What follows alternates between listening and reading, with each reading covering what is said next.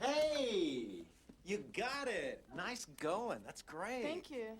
Zach, this is Nomi Malone. Sure. I remember her. Hi. Yeah, I bet you do remember her. Yeah, well, she's pretty memorable. Listen, I'm glad you're part of the team. Nice dress. Thanks. It's a Versace. It's Versace. What? Versace. It's pronounced Versace.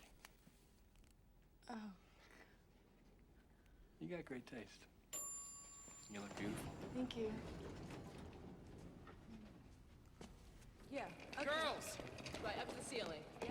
Right. this that's is it. Nomi. Hey. Nikki, Julie, Dina, and you know Gay. How you doing? They'll run you through it once, you just watch, and then we'll blend you in. Have you eaten anything? No. Jack. Yeah. What do you want? Burger, fries, and soda. Get us some brown rice, vegetables, and a bottle of Evian. You got Okay, it. you guys sign it up. No, Nomi, no. Come take a look at this first. Here we go. 5, 6, 7, up. Hop, 1, 2, 3. Hop, hop. Hop, stay there. Okay, you're gonna try it now. You ready? Yeah. Try it now. Go. 5, 6, 7, hit it. Go. Hop. Man. Kick it. Work it. Hold it! Nomi, what kind of turn was that? Do a PK turn. That's it. Okay, music! Go! Hop! Go! Yo! Hop! Higher. Not that high. Stay in sync. 1, 2, 3. Turn. Thrust it. Thrust it. Thrust it. Thrust it. Come on, thrust it. Ah! Okay. That's enough. Thank you, ladies.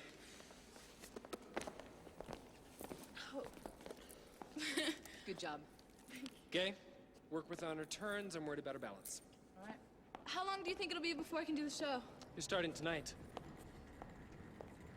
Tonight? You'll be fine. How did she do? She's no butterfly. Tony, she's all pelvic thrust. I mean, she prowls. Change your spot. She's got it. Look at my hand. I wonder how she got it. Well, she certainly didn't learn it. She learned it all right, but they don't teach it in any class. In a world overflowing with movies, we need a hero. Someone to separate the bad from the good.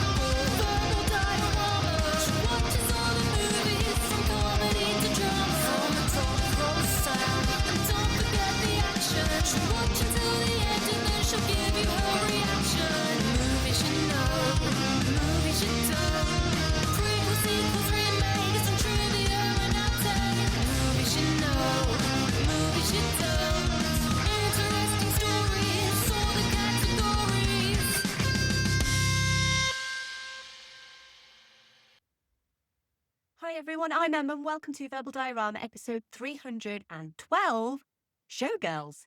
This is a podcast that's all about the history and legacy of movies you know and movies you don't that doesn't suck.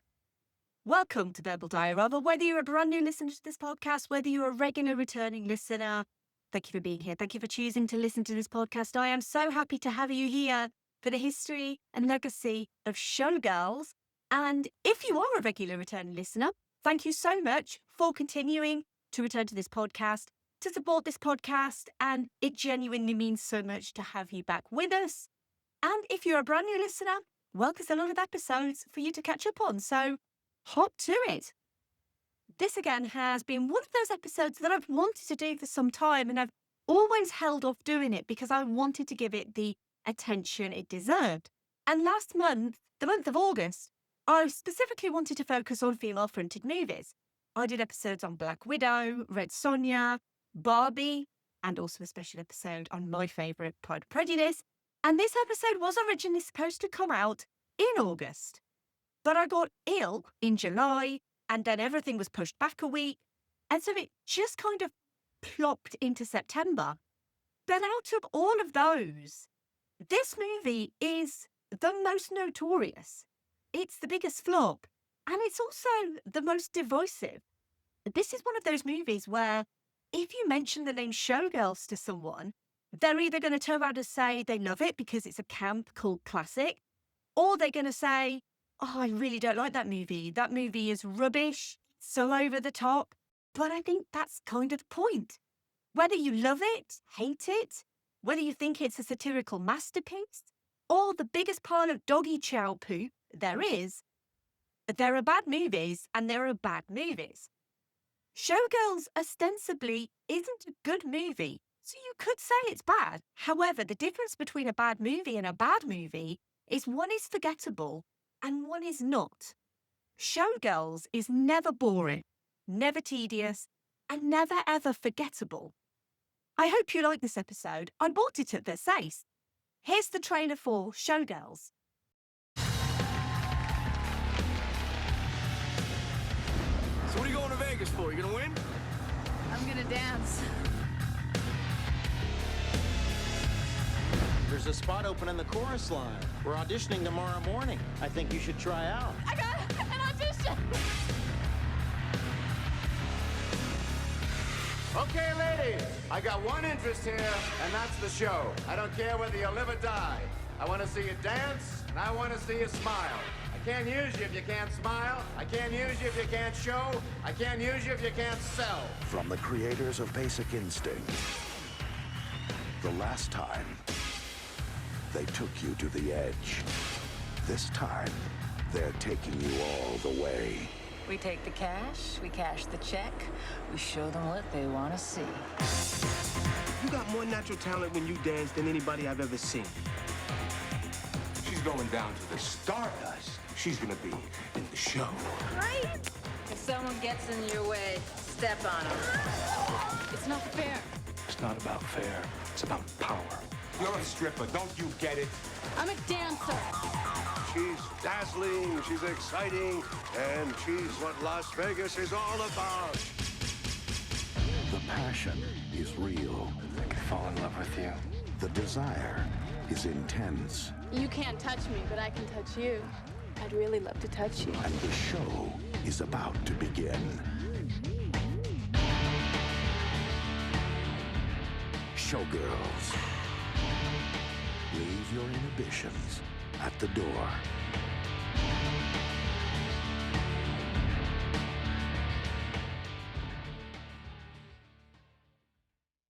Nomi Malone hitchhikes to Las Vegas, determined to make a name for herself. After being robbed and almost hit by a car, she befriends Molly Abrams, a young seamstress who agrees to take Nomi in for a few weeks until she gets a job. Nomi finds work at Cheetah's, a local strip joint, but dreams of joining the Goddess show at the Stardust when Molly works. Nomi is offered the opportunity to dance in the chorus line, but dreams of only being in one place, the star of the show. Unfortunately for Nomi, that part is already taken by the one, the only Miss Crystal Connors. Nomi makes it her mission to make it big at the Stardust, no matter the price. Let's run through the cast of this movie. We have Elizabeth Berkley as Nomi Malone, Gina Gershon as Crystal Connors, Kyle MacLachlan as Zach Carey, Glenn Plummer as James Smith, Robert Davi as Al Torres, Alan Rushins as Tony Moss, and Gina Rivera as Molly Abrams. Showgirls was written by Joe Eszterhas and directed by Paul Verhoeven. Now, I'll admit straight up, I misunderstood and misjudged Showgirls. I originally saw it for the reasons mostly everyone else saw. The over-the-top acting, the bad script, the weird choices for direction, the tonal whiplash, culminating in a sexual assault scene so atrocious that I felt like any grace the movie did have had been eradicated by showing that degree of violence to a character that is literally the nicest one in the entire movie. But the thing about being a movie podcaster, and specifically a film history podcaster, means that it's my job to go beyond that. And honestly, Showgirls is more than worthy of an episode because Showgirls has a unique place in cinema history that goes beyond the drama and the sex and the exploitation. I have grown to become quite fond of Showgirls for everything it is, for everything it tried to be, and for everything it isn't. But to tell the story of Showgirls, we need to tell the stories of Paul Verhoeven and Joe Eszterhas. Both have been featured on this podcast before, together for Basic Instinct, which is episode 167, and Verhoeven for Starship Troopers, which is episode 147. Verhoeven had made his name with sexually explicit dramas in his native the Netherlands, like Spetters and the Oscar-nominated Turkish Delight. Verhoeven came to Hollywood in the 80s and became the go-to director for big-budget, violent, satirical, visual effects-laden science fiction, like RoboCop and Total Recall, before being brought on board to direct Basic Instinct by Carolco. Joe Eszterhas had co-wrote the script for Flashdance, which became one of the highest-grossing films of 1983. And by the early 90s, he was the highest-paid writer in Hollywood, thanks to Basic Instinct, for which he received $3 million. Basic Instinct became the 9th highest-grossing film worldwide in 1992 and became the quintessential erotic thriller, paying homage to Alfred Hitchcock and inspiring many imitators, but also firing up controversy for its depictions of bisexuality, with lesbian and bisexual groups protesting the movie. But lightning struck once for the team-up of Verhoeven and Eszterhas, so it could strike twice, right? The problem was the pair had had a falling out over Basic Instinct. Joe Eszterhas had a reputation as the writer of provocative, sexually explicit screenplays, but when Verhoeven suggested changes to the script, including a lesbian sex scene, Eszterhas strongly disagreed with the changes, and he thought them exploitative. Verhoeven wanted to amplify the script's most controversial elements, but Eszterhas felt that Verhoeven was pushing the sexual content beyond what was necessary for the story and into exploitative territory. With Verhoeven unwilling to budge, Eszterhas and producer Irwin Winkler left the movie. A year later, though, after Basic Instinct had become a huge success, it was all water under the bridge for the pair, and they went to lunch in Los Angeles with indie producer Ben Myron, with Eszterhas presenting Verhoeven with a couple of film ideas for the pair to work on, one of which was based on an idea by Myron, formerly the head of Roland Joff's production company Leitmotiv, about a movie set in Vegas, with a young female protagonist who starts working as a lap dancer and then gets into one of the big casino shows. And the idea was for a big, extravagant Las Vegas musical. Verhoeven loved the idea of emulating the Busby Berkeley musicals that he loved, and producer Charles Evans would pay Joe Eszterhas a $2 million advance in November 1992 to write the script about Las Vegas Showgirls, at the time one of the highest guaranteed development deals ever struck. Eszterhas also confirmed Paul Verhoeven was interested to direct, pending his approval of the script. And November 1992 was Eszterhas's lucky month, because 2 weeks earlier he had sold a 2-page outline for the movie Jade to Paramount for a potential $2.4 million. He actually received $1.5 million plus $400,000 to executively produce. Up until Shane Black's record-breaking $4 million for The Long Kiss Goodnight, Eszterhas held the record for the highest-paid screenwriter in Hollywood. The script that Eszterhas would show Verhoeven initially wouldn't excite the director, though. He found it unoriginal, so he went off to do something else. Carolco Pictures were making a big movie with Arnold Schwarzenegger. Verhoeven was keen to reunite with his Total Recall star and signed on to direct. Now, if you've listened to my episode on Cutthroat Island, which was a few episodes ago, you'll know what's coming next, because yes, it is the movie that you are thinking it is. The movie in question was Crusade. They'd started building sets of Jerusalem in Spain, but Carolco was also spending lots of money on its big-budget pirate adventure. Historical epic or pirate epic? Schwarzenegger or Gina Davis? Now, Crusade was more expensive, so Crusade was eventually cancelled. But with the cancellation, Verhoeven became available once more, and despite Carolco being in extreme financial dire straits, he agreed to direct Showgirls as a favour to Carolco co-founder Mario Casar, because he wanted to help save Carolco from bankruptcy. What would eventually happen is Carolco ditching the NC-17 Showgirls in favour of their crowd-pleasing PG-13 pirate adventure. I would suggest listening to Cutthroat Island for more on what happened to that crowd-pleasing PG-13 pirate adventure. Try saying that really fast. But Carolco really had no choice but to sell Showgirls to try and get out of its crippling debt. It was sold to Showgirls in pre-production. Carolco would then go bankrupt in 1995. But back to Showgirls, because Paul Verhoeven wasn't taken with the original story and insisted on rewrites, with the story instead being loosely based on 12-time Academy Award nominated, 6-time winning All About Eve, which starred Betty Davis and Anne Baxter, as well as Marilyn Monroe in one of her early roles. The idea for it being a musical was nixed when it became obvious that the real lives of Showgirls wasn't all fun, upbeat musicals, but often consisted of abuse, physical, mental, and sexual. And each day they were just living their day, taking the cash, cashing the checks, and showing the paying customers what they wanted to see. Eszterhas got in touch with a Las Vegas reporter and explained they were making a movie about Las Vegas showgirls, and she got him in touch with a variety of young women who worked in the industry. He and Verhoeven interviewed around 40 to 50 women, from choreographers, producers, lap dancers, show dancers, and erotic dancers who worked in Vegas clubs, shows, strip clubs, and on dance shows. The stories from these women directly influenced the direction of the script. And while music is still important to the shows in the movie, the idea of it being a full-blown musical was quickly dropped. That didn't mean the musical influences were dropped. The number where the character Annie was injured was directly based on the look and style of the Busby Berkeley musicals that Verhoeven loved. And in a script so full of characters who would have it out for Nomi and try to break her, the character of Molly was introduced in a later script to be the one person truly on Nomi's side, ignoring the fact that no one ever invites an erratic, strange person to live with them after only knowing them for 10 minutes. Molly is a precious, precious soul. And while her rape scene is honestly the worst part of the whole movie, Eszterhas was so horrified by all of the Vegas women's reported assaults and rapes that he knew he needed to represent that horrific side of their life, because it was speaking from the experiences of so many dancers and artists in Vegas.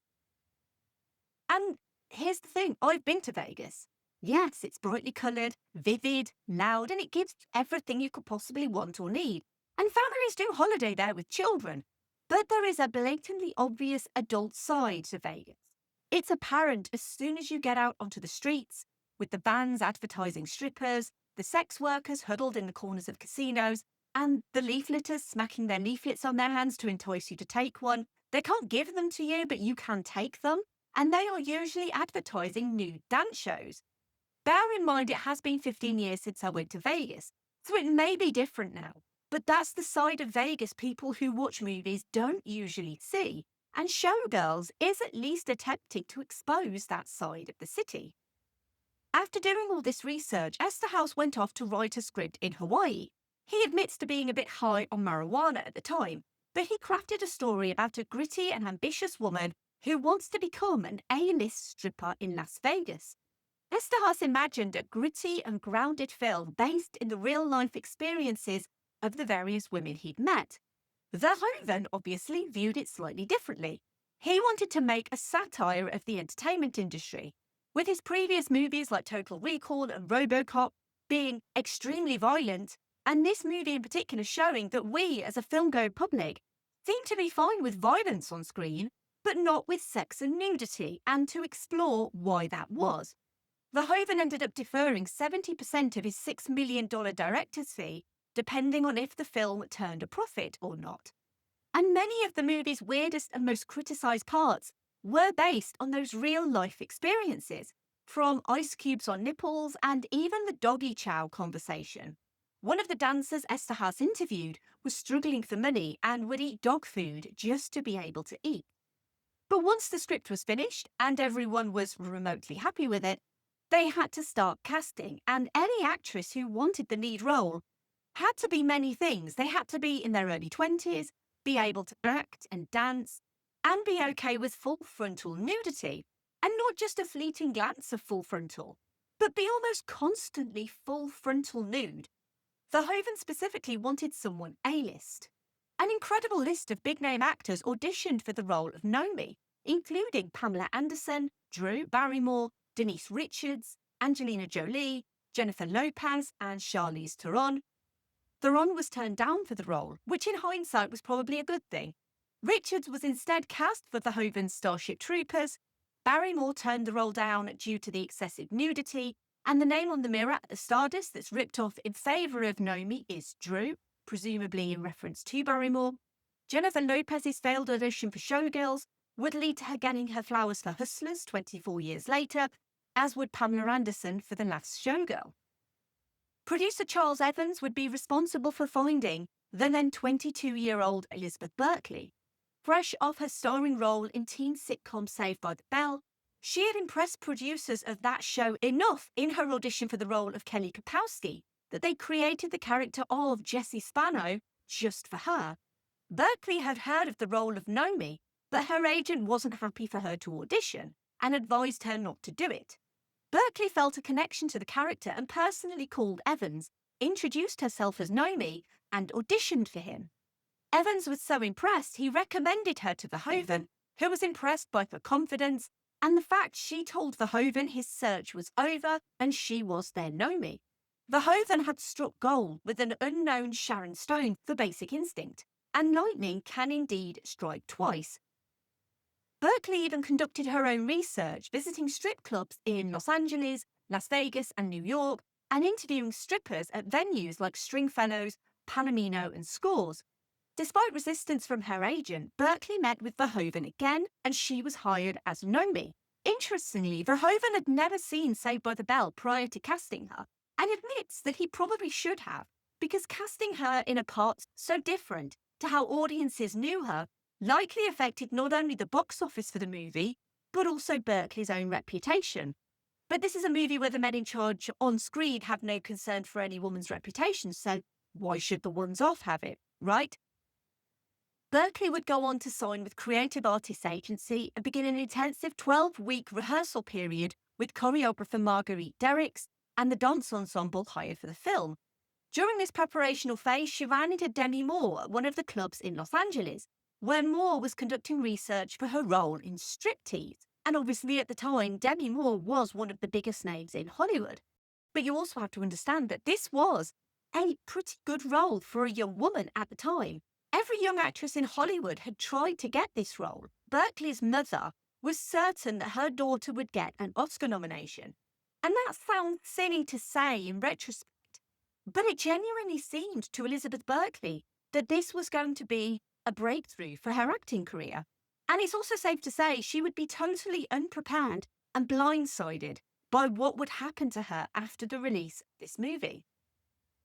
While Madonna and Sharon Stone were eyed for the role of the erstwhile bisexual star of the show, Crystal Connors, that role would go to Gina Gershon. Dylan McDermott was the first choice for Zach, but he turned the role down, and Kyle MacLachlan, who was a huge fan of Verhoeven, specifically RoboCop, was cast in a movie he thought would be dark and edgy and disturbing and real. Speaking of dark, edgy, disturbing and real, Gina Rivera was sent the script by her agent while working as a classically trained dancer.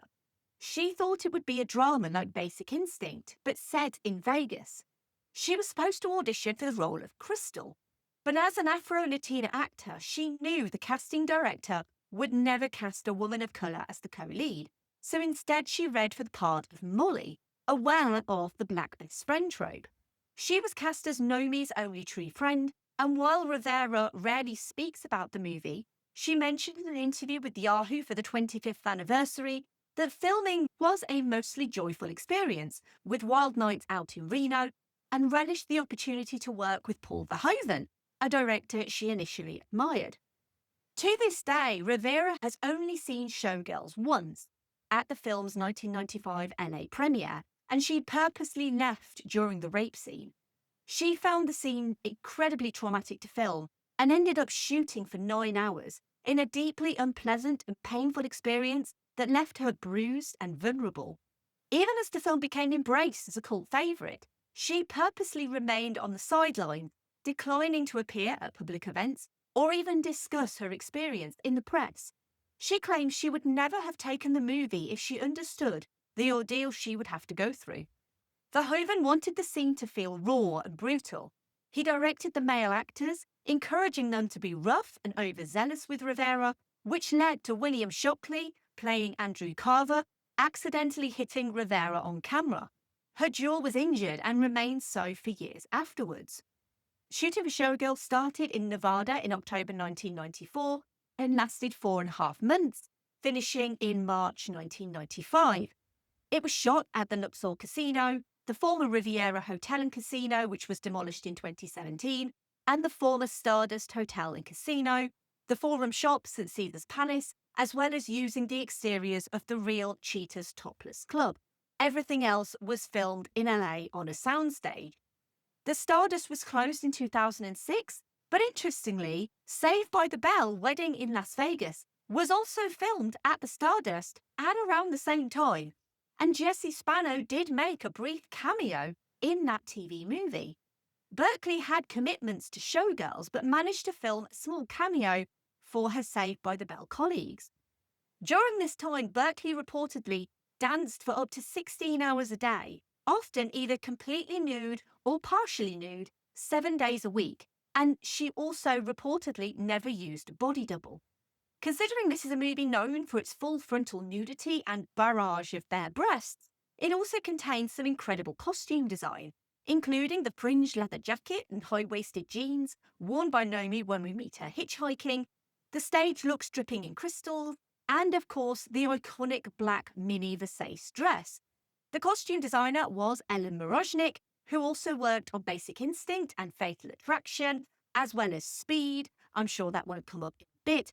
She designed elaborate chiffon-trimmed gowns, rhinestone cowboy hats, and chainmail halter sets for Crystal. She gave Molly cute dungarees and sundresses.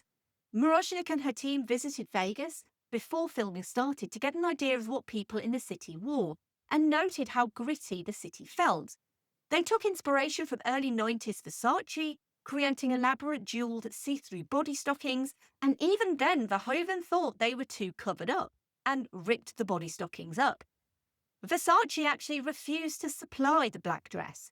There was no product placement agreement in place and no big-name actress to persuade them to do it, so Moroznik went out and bought the dress out of the budget from the boutique at the Bellagio Hotel. Versace did have to sign off on the mispronunciation of the name, though, which was apparently suggested by Elizabeth Berkley. The iconic poster image was based on Slovakian photographer Tono Stano's 1992 photo Sense, which depicted model Ilona Novikova draped in black fabric against a black background, with just her torso and leg emerging. He was known for his black and white photos of scantily clad women. Sense is said to symbolise the re-emergence of Eastern Europe from behind the Iron Curtain. The image was bought by MGM Studios, and they commissioned a similar photo as the poster for Showgirls. Anyway, it is time to segue into the obligatory Keanu reference of this episode. And if you don't know what that is, it's where I link the movie that I'm featuring with Keanu Reeves for no reason other than he is genuinely the best of men. And this was so remarkably easy. Not only did I mention Ellen Moroznik and Speed, but also Glenn Plummer is in this movie. And if you don't know the link between Keanu and Glenn Plummer is in Speed. He is the guy in the convertible car that Jack Traven commandeers on the freeway in order to get to the bus. And Glenn Plummer is genuinely one of the most memorable side characters in the movie. I don't believe he's even given a name in the first Speed movie. I think he gets a name in Speed 2. But that is the easiest way to link Keanu to this movie. There were initial rumours that Prince was going to be writing songs for the Showgirls soundtrack. However, Prince would only supply some of his existing songs for the movie, namely 319 and I'm not going to be able to pronounce this, Rip Hop the Gotta Zipper. I have no idea if I got that right. But neither appeared on the official movie soundtrack. Dave Stewart from the Eurythmics composed the film's score, as well as writing the music for the Big Stardust shows. And the soundtrack also includes a version of David Bowie's I'm Afraid of Americans and New Skin by Susie and the Banshees. So, this is where this episode's going to get a bit risque, shall we say. And this is why we're going to talk about the marketing for this movie, because this is kind of where the story starts to get a little bit delicious. Because not only do we have this incredibly vivacious and over-the-top and interesting movie, the marketing for this movie was also something else entirely. Some movies are planned to be a bit risque, but They purposefully avoid the dreaded R rating in the US to accommodate the family market. But then there's other movies that basically eschew the PG-13 rating and decide to go for an R rating on purpose. Showgirls is the rare movie that was not only released as NC-17 in the US, which is generally considered box office poison, but it was always planned to be NC-17. Paul Verhoeven refused to do the movie if it wasn't, and the reason was because he had such a nightmare with the MPAA over the rating of Basic Instinct. Basic Instinct had to be submitted to the MPAA 8 times to get the required R rating. Verhoeven had a long conversation with head of TriStar Mike Medavoy, who told him they could make Basic Instinct NC-17 and it might make money, or they could rate it R and it would definitely make money. Now, obviously, Basic Instinct went on to gross $352 million worldwide, but the process of cutting and resubmitting was an unpleasant experience for Verhoeven, an experience he wasn't keen to repeat, and so Showgirls was designed to be NC-17. He didn't want to fight with the MPAA over the showing of breasts or full frontal naked women, because these dancers, they were going to be naked a lot. Strippers do tend to strip. And distributor NC-17 was originally created in 1990 as a supposedly stigma-free alternative to the previous X rating. But since then, studios have been terrified of those initials, which stand for No Children Under 17, basically because it alienates a huge chunk of the movie-going population. Many studios have actually contractually obligated directors to avoid it. MGM was certain the rating wouldn't put people off because this was the latest Paul Verhoeven movie. They never insisted it was cut any further. For Showgirls, MGM decided to go all in on that NC-17 rating, releasing a trailer suggesting the movie was too risque to tempt people to go watch it. Joe Eszterhas would also encourage youngsters to get a fake ID to watch it, which obviously sunk like a lead balloon. MGM wore the NC-17 rating like a badge of honour, wanting to turn it into a marketing bonanza, including shipping 250,000 8-minute sneak preview tapes featuring scenes too naughty to show in theatre trailers to video stores to give away as free rentals. There was also an interactive adults-only website, one of the first in the relative infancy of the internet, which had 1 million clicks a day to look at racy on-set photos that probably took several minutes to download on a dial-up modem. The site regularly crashed, and they had to create new servers to deal with the demand. The website carried a warning that the material was for over 17s. However, people quickly clicked, no pun intended, that all they needed to do was click to see photos that they wanted to see. And with that, Showgirls also drew several protests on its release, including by Morality in Media, with its president stating, quote, "Great drama often deals with life's underside, but it is a truly great story, producer and performers that make for great drama, not wall-to-wall nudity, vulgarity and hardcore sex," unquote. He added that the protests probably would attract more attention to the movie, but ended, quote, "I think people should protest to MGM, to local theatres and to the newspapers and television stations that run the ad. What finally got me to speak out on this is the way they're marketing the film. Even if the film has some legitimacy to it, they're marketing it for its trash. I'm not contesting someone's right to make the film. What I'm contesting is MGM's decision to promote it and market it like a porno film," unquote. As with most of these protests, the protesters probably never actually saw the movie in the first place. But nevertheless, Showgirls was the first major studio film to be released with an NC-17 rating since 1990's Henry and June, and it opened on 1,388 screens, still the highest number for an NC-17 movie. On its release on the 22nd of September 1995, it opened second at the box office in the US behind Seven, which was actually a pretty mean feat, considering a few cinemas, especially in the American South, had refused to show it. Showgirls dropped to 5th in its second week and was out of the top 10 by its 4th week. But here's the thing, less than a year later in 1996, MGM re-released it in US cinemas as a midnight movie, and Showgirls has had somewhat of an incredible afterlife, especially in the way it was embraced by the LGBTQ community, with drag queen-hosted screenings continuing to be a tradition today. On its $45 million budget, Showgirls grossed $20.4 million domestically and was classed as a box office flop. But the show must go on, girls, and Showgirls had gained a certain notoriety that the home video market was prime to flaunt. Thanks to the home video market, Showgirls is no longer a box office flop, grossing over $100 million in rentals and purchases, including the one I made for this podcast. But there was still the issue over stores that wouldn't stock NC-17 VHS tapes. Paul Verhoeven agreed to prepare an R-rated edition for its home video release for those stores. This edit is 3 minutes shorter, and on the 2nd of January 1996, Showgirls was released on VHS in 2 versions, a director's R-rated version for rental outlets, including big stores like Blockbuster and Hollywood Video, and the original NC-17 rated version. But that's not all for Showgirls. It was released on DVD in 2000. Of all of the DVDs MGM has ever released, Showgirls is the highest grossing MGM DVD of all time. It's been re-released as the VIP edition in 2004, which includes games like Pin the Pasties on the Showgirl and a commentary from writer and superfan David Schmader. It's also had Fully Exposed edition in 2007, a 15th anniversary sensational edition in 2010. It was restored in 4K in 2016 and released in Ultra HD Blu-ray in 2020.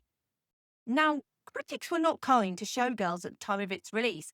It currently has a 24% on Rotten Tomatoes, summarised as vile, contemptible, garish and misogynistic, and that might just exactly be Showgirls' point. Roger Ebert would give it a 2 out of 4, but state it was a waste of a perfectly good NC-17 rating. Empire wrote Showgirls would be offensive if it hadn't been hyped, but it has. The Washington Post's Rita Kempley called the film an overcoat movie for men who don't want to be seen going to a porno theatre, and Variety's Todd McCarthy said watching the film was akin to being knee-hauled through a cesspool.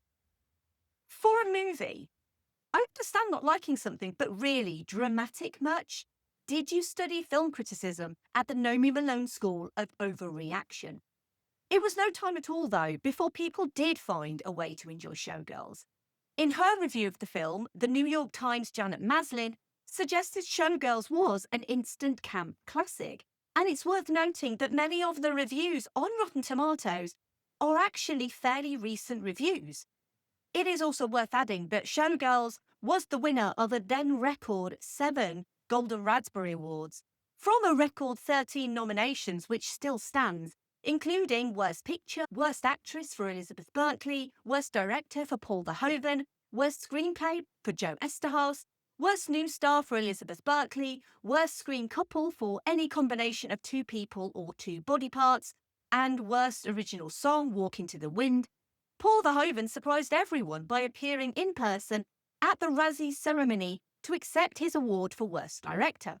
Showgirls would later win an 8th Razzie for Worst Picture of the Last Decade in 2000. It also received 3 nominations at the 1995 Stinkers Bad Movie Awards, Worst Picture, Worst Actor for Carl McLachlan, and Worst Actress for Elizabeth Berkley. Of the 3, its only win was for Worst Picture.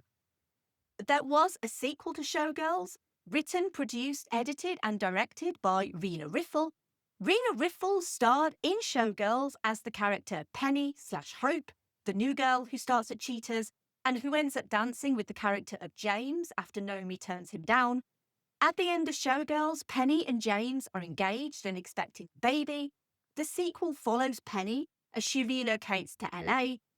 Showgirls 2, Pennies from Heaven, was funded by a Kickstarter campaign, and just like Showgirls, got midnight showings before being released on DVD and VOD.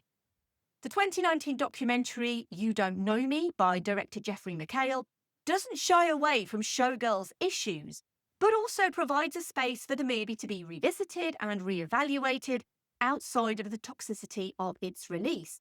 It talks about its cult following, its queer fandom, the musical that has been born of it, which Rena Riffel starred as Penny in for a month.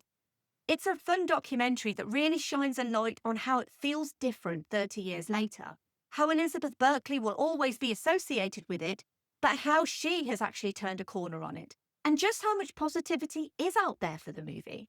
There's another documentary that came out in 2023 called Goddess, The Fall and Rise of Showgirls by Emmy Award-winning filmmaker Jeffrey Schwartz. And I have a section in my notes for remakes, but I don't think anyone is brave enough to ever remake Showgirls. It really is one of a kind, cannot be replicated. 3 decades on, the tide is turning for Showgirls. Gina Rivera described the tone of Showgirls perfectly in her Yahoo interview. She said, quote, Verhoeven had so many styles going on simultaneously. It was like too many types of pepper. You got white pepper, chili pepper, cayenne. It's going to be too hot. The wardrobe was big, the makeup was huge, the acting was huge, and the drive of the Nomi character was huge. It's all hyperbolic, and I think it's set at such a high level, you couldn't perceive the subtlety of what he was trying to say about the quest for stardom and how fame is monstrous. He could have brought in some other hues so he could highlight specific elements about the culture that he was trying to communicate to the audience. Unfortunately, it was all bright and loud, unquote. Now you could just say, well, that's Vegas, baby, bright and loud, as Verhoeven says he intended. It also explains why many moviegoers at the time rejected the film's outlandish, extra portrayal of Sin City. He wanted to bring something to the screen that commented on stardom, Hollywood, Las Vegas, greed and ambition. It's only after re-evaluation that you start to appreciate Showgirls. Something that You Don't Know Me goes into is the effect of mirrors, which are everywhere in the movie, and a tool to reflect women's sexuality back at them, but also show the character's narcissism and the crafting of multiple personas. Verhoeven also mirrors certain scenes, like the opening and closing of Nomi hitchhiking, the introduction of Crystal as the star of Goddess versus the introduction of Nomi as the star of Goddess after Crystal's quote-unquote accident. Even the infamous pool scene is mirrored from her lap dance with Zach earlier in the movie. It's almost as if everything here happens on purpose and that shock horror, despite the crazed direction and erratic lead performance, that it might actually be trying to say something. Oh, I don't know, something like history repeats itself. It's looking at the American dream in a dark, twisted mirror, showing the misogynistic rot of show business, the dark reality of a patriarchal society that on the surface claims to love, idolize, and promote women, that actually exploit and degrades women in the name of entertainment. Speaking of which, this film does have many questionable elements. Nomi seemingly lives in a world where black people meet her and instantly abandon their own best interests to serve her whims. Characters like James and Molly are given no character of their own, but live to serve and revolve around Nomi. It is worth adding that Molly was not specifically written as a black character, but the optics aren't great. Despite the casting of an Afro-Latina woman and a dark-skinned black man as the best friend and love interest respectively, the brutal treatment of Molly, the movie's sole major black female character, is a horrific culmination of the movie's racism and misogyny. But despite all of this, Showgirls has been given a second life. Not only is it no longer a bomb, having earned $100 million in VHS and DVD sales, it's also beginning to have a cultural re-evaluation as a satire of the entertainment industry. MGM were fully capitalising on the bawdiness and camp classic reputation. It's not become quite the cult success on the level of the Rocky Horror Picture Show or being embraced as so bad it's good, like The Room, but it nonetheless emulates that cult classic status. Showgirls, 30 years on, still gets shown in cinemas, and most importantly, people are still talking about it. Unlike something like Striptease, as an example, which is a similar theme, came out the year after and starred a much bigger star, Demi Moore. Speaking of the star, Elizabeth Berkley was blamed primarily as the reason why this movie failed. She was just a 22-year-old woman starting out her film career, and she was treated abysmally by the mostly rich white men in charge. Oh, the irony. Berkley has since come to terms with the movie's reputation, her involvement, and in 2015 appeared at a 20th anniversary screening at the Hollywood Forever Cemetery. She gave a moving speech to the 4,000 Showgirls fans who attended, saying, quote, "In 1995, it was such a different time, where taking risks like that were not embraced. They were laughed at. They were shamed publicly. To be a young girl in the centre of that was something that was quite difficult. But I found my own resiliency and my power and my confidence, not only through what I had to find out, but because of you guys," unquote.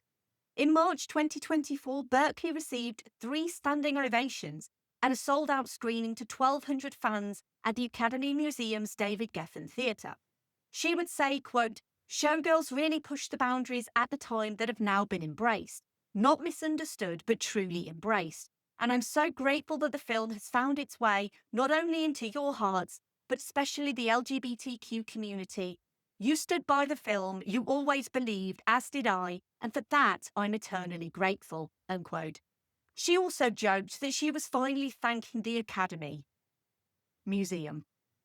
At least she has a sense of humour about it all now, but it's safe to say that Elizabeth Berkley and her career were thrown to the wolves after this movie. And Paul Verhoeven has admitted that much of the vitriol that went Berkley's way was purely down to his decisions on how to direct her, and he has openly apologised to her for that. Elizabeth Berkley will be in Austin on the 9th of October 2025, that's later on this year as of this episode's release, for a special 30th anniversary screening of Showgirls. So, if you live in the Austin area and you're free on the 9th of October 2025, please check your local listings and please go and show your support to Elizabeth Berkley and Showgirls if you can, because I think that will be an incredible screening. And as I said at the start, I too misunderstood Showgirls. Doing an episode on it, I feel like I understand it now. Maybe not completely, but better. I see what Verhoeven was trying to do, what Eszterhas was trying to say in his script, and just like with Basic Instinct, the vision of 2 very different men led to a bit of a falling out, but this time with a tonally wild, cult classic, erotic movie with zero eroticism, with outlandish performances, immensely quotable lines, many of which I can't repeat on a family-friendly podcast, and a legacy that just goes beyond almost any other movie of its ilk. It is wholly unique in so many ways. It makes some mistakes for definite, but Eszterhas has said it's about a young woman's journey to a life she thinks she wants, and then seeing it for what it really is, and then turning her back on that life. And also turning her back on her friend, but clearly Nomi wasn't thinking of Molly when she was thinking of avenging Molly. As Jesse Spano might say, Hollywood is full of sexist pigs, but these women have come out on top and have made all the money they need to survive and to thrive. Maybe sex really does sell, as long as it's flailing about in a swimming pool. Thank you for listening. As always, I would love to hear your thoughts on Showgirls. And as always, thank you for your continued support of this podcast. If you enjoy this podcast, please take a moment to tell your friends, tell your family, leave a rating or review wherever you found this podcast. And if you want to get in touch with me or you want to follow me on social media, I am at Verbal Diorama wherever you do your social media. And you can like posts, share posts, comment on posts, or you can DM me and let's talk about Showgirls. If you like this episode on Showgirls, you might also like a similar episode that I did a little while back. Episode 205 of this podcast is on the movie Hustlers, which obviously doesn't have quite so much sex as Showgirls does, but it is a very interesting movie about strippers. And it does star Jennifer Lopez in arguably the best Jennifer Lopez performance that ever exists. I would highly recommend Hustlers as a companion piece to Showgirls, because Hustlers is basically the women taking charge and getting back at those rich white men. So it would be really good, I think, to watch Showgirls first and then watch Hustlers and then see the rich white men get their comeuppance. So the next episode of this podcast is going to be another movie from 1995, a movie that actually came out 6 weeks before Showgirls. A low-budget crime thriller that would go on to make 10 times its budget, that had everyone asking, who is Kaiser Soze? I guess we'll find out. Join me next week for the history and legacy of The Usual Suspects. If you enjoy what I do for this podcast, or you just want to support an indie podcaster who does everything on her own, if you have some spare change, you can financially contribute to the upkeep of this podcast. Now, you're under no obligation because this podcast is free and it always will be free. But if you do get value out of what I do and you have the means to support, there are a couple of ways that you can. You can make a one-off donation at verbaldiorama.com/tips, or you can subscribe to the Patreon at verbaldiorama.com/Patreon. And all money made goes back into this podcast for paying for software subscriptions, website hosting, or new equipment. Huge thank you to the patrons of this podcast, to Simon, Laurel, Derek, Kat, Andy, Mike, Luke, Michael, Scott, Brendan, Ian, Lisa, Sam, Jack, Dave, Stuart, Nicholas So, Kev, Heather, Danny, Stu, Brett, Philip M, Zenos, Sean, Rhino, Philip K, Adam, Elaine, Kyle, Aaron, and brand new patron Connor. Welcome, Connor. Thank you for joining the Patreon. You are most welcome. If you want to get in touch, you can email verbaldiorama@gmail.com. You can go to the website, verbaldiorama.com, and fill out the little contact form. You can say hi, give feedback or suggestions, or you can get in touch with me on social media and talk to me about Showgirls or any movie that I've featured. Please feel free to get in touch, say hi, and let's talk about movies. And finally, Polly and Costello! Your father killed your mother, then killed himself. You ran away from a foster home in Oakland, December 1990. Arrests, Denver, soliciting. San Jose, soliciting. Cheyenne, soliciting. Shall I read you the rest of them? Out of possession of crack cocaine. Assault with a deadly weapon. Tell me something. Why did you stop hooking? You had your future pretty well mapped out for yourself. I did what I had to do. Just like you did with Crystal. I'm not a whore. No. You're not. You're gonna be a big star. Your face is gonna be up on billboards. You're gonna make a lot of money for the Stardust.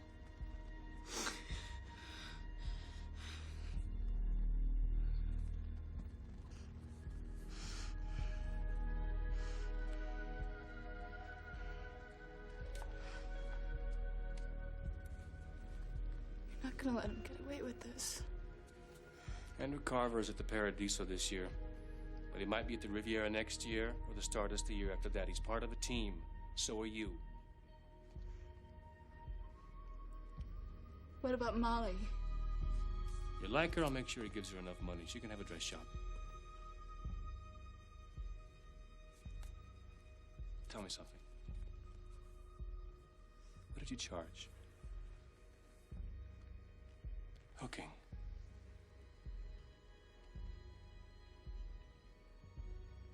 $50, $100 sometimes. You got low self-esteem, baby. You're a fantastic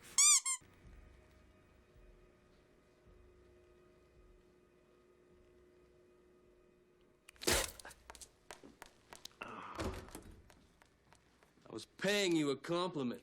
bye. Movies you know.